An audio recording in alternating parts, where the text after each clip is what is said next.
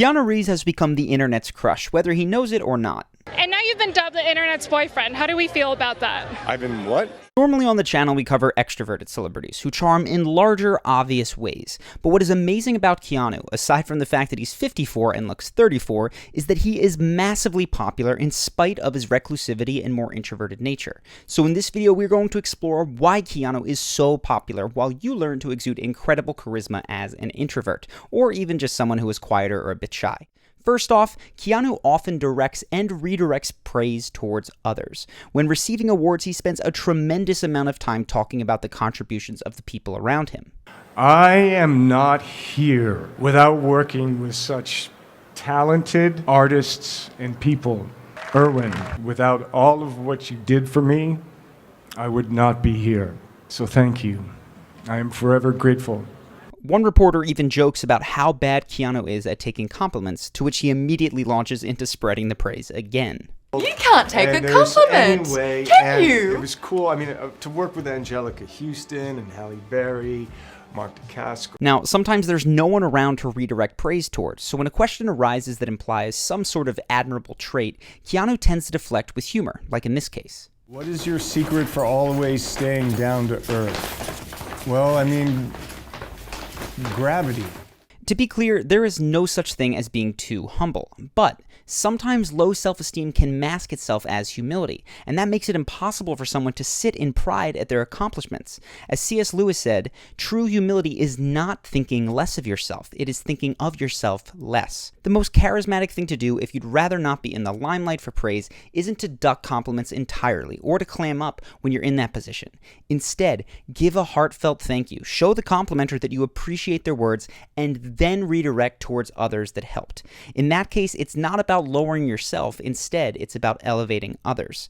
The second thing that you'll likely notice about Keanu is his zen-like presence. Like many introverts, he speaks in quiet, calming tones. In Parabellum, part of the way that we've expanded is it's multiple people, more multiple people. Sometimes this more calm type will find it hard to hold the attention of a high-energy group. The good news is that you can sometimes use this to your advantage without changing your style, and you can do that by making the content of what you are saying mismatch that laid-back style, and you do this for humorous effect. So deliver a dramatic punchline in a really calm tone, like this. What does that mean, to do your action as opposed to your stunt? Okay, so I'll do some fight scenes and then John Wick will get hit by a car, and that's Jackson Spidell. This calm attitude isn't going to exude charisma on its own, though. As we saw with Sophie Turner, moments of punctuated enthusiasm are often incredibly captivating when coming from a more laid-back, introverted individual. A word or two in a louder tone can go a long way towards rehooking an audience that isn't paying full attention. Watch how Keanu does it. Does that not make you nervous at all? No, it's a movie! But the horse... But perhaps Keanu's most effective tool for making his calm demeanor charismatic instead of wallflowery, and one that you should definitely take, are his enthusiastic hand motions. When he's interested in the topic he's speaking about, he gesticulates like crazy. He goes big, he goes small, and he sometimes rocks between the two. It might have been a fleeting, passing something at a something. Okay. In Sydney. Great to see you. Nice to see you. One particular motion that is a favorite of Keanu is this little hand rub, and he does this before going into a story that gives the impression that whatever's coming next is going to be really juicy. It's a nice little trick to get people to listen to stories if you don't have that booming extroverted nature when you start. Now, I have to say, technically, from a pure public speaking perspective, not everything that Keanu does is ideal. For instance, check out this clip where Keanu speaks without looking Steven in the eye. I worked with a second-generation horse master, Tad Griffith, and his family. And long periods of unsustained eye contact tend to break rapport when you're in conversation, so I don't advise doing this purposely. But it was actually this clip that unlocked one of the most interesting things I saw in Keanu. As I looked back over other interviews, I saw that he sometimes goes into longer stretches without looking the interviewer in the eye. And when he does so, he usually looks down and to the right.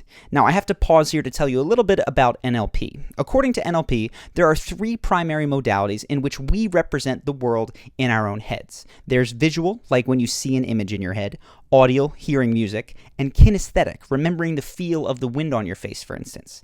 And people tend to prefer using one of these most of the time. So when you're in a visual mode, you may talk faster, you're seeing pictures after all, communicate in imagery, and say things like, I see your point, rather than I hear you or I feel you. When you're in an audio mode, you tend to think in words. You'll be more likely to engage in prolonged conversation and will be more sensitive to loud or jarring noises. But when you watch Keanu tell stories, it's clear that he is demonstrating the more rare third modality, kinesthetic. He's experiencing the story through how it felt more than how it looked or how it sounded. Now, it also matches kinesthetic types in that he speaks more slowly, gesticulates often, and often words don't quite communicate what he wants to say.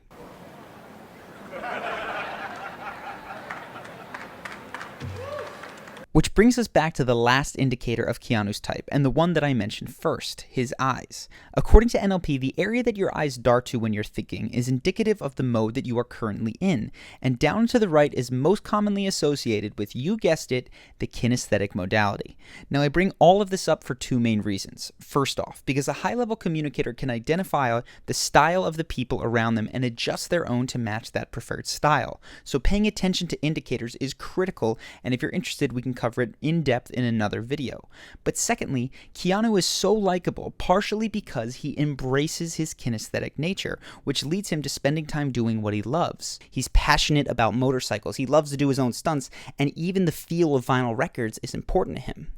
There's so many things in life. We're losing a kind of materiality, a haptic quality, a contact. So if you're interested, we can make a whole video on identifying people's primary modality, but for the purpose of this video, when you see that someone is heavily kinesthetic, spend more one-on-one time with them while doing an activity. It's more effective than simply relying on conversation, even if fewer words are being exchanged. Likewise, if you're a kinesthetic type and you're looking to make more friends, avoid going to dinners or cocktail parties or bars or clubs. Instead, participate in groups that make some kind of activity the focal point around which socializing can occur. Now, that's enough of a digression for now. We've arrived at what I think is the most important thing that makes Keanu, and that is his character. I don't obviously know the guy, but by all accounts from his colleagues, he's a very generous person. For instance, he did this for the cast of The Matrix Reloaded. He managed to secure 12 custom Harley-Davidsons for each of the guys, and kind of surprised the whole crew with that. That may not impress you, because Keanu does have a lot of money, but what is certainly impressive is his generosity with his time. His interactions with fans appear unrushed. Jackie. Jackie, good night. She's nervous. We are. I'm so nervous. Jackie, come on. Oh my God. And he was the only person to stop on the side of the road and help Octavia Spencer when her car broke down. He didn't know who she was, he just decided to pull over and push her broken down car as other people sped past. My car broke down at the middle of the crazy intersection at Sunset, and until Keanu Reeves. He did. I was going to have him, get in, and I was going to push it. And he was like, no, I'm going to push you. And I'm thinking, oh, he's going to touch my car. And that's not to mention all the other fun internet anecdotes about Keanu, like the time that he hung out with a homeless guy, or entertained passengers on a flight after they had to make an emergency landing and take a van to their destination through Bakersfield. Its population is around 380,000, making it the 9th most populous city in California and the 52nd most populous city in the nation. I think the reason that most people are not this open is not because they don't know how to be, but because they're scared. Connecting with strangers, especially those who want or need something from you, can be scary. But despite having more people that would love to absorb his time, money, and energy than almost anyone, Keanu has more compassion than almost anyone. Let's be real. Most people don't stop to help the person in the broken down car or to hang out with the homeless.